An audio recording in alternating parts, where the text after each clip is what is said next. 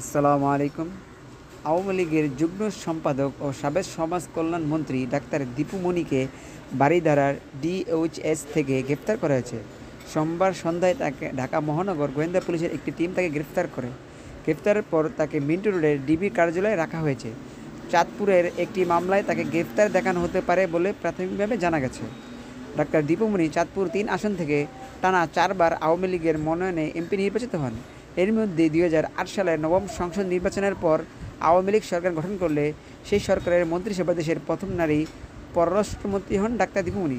দশম সংসদ নির্বাচনের পর তিনি পররাষ্ট্র মন্ত্রণালয় বিষয়ক সংসদের স্থায়ী কমিটির সভাপতি ছিলেন। ২০১৮ সালের একাদশ সংসদ নির্বাচনের পর তিনি শিক্ষামন্ত্রীর দায়িত্ব পান।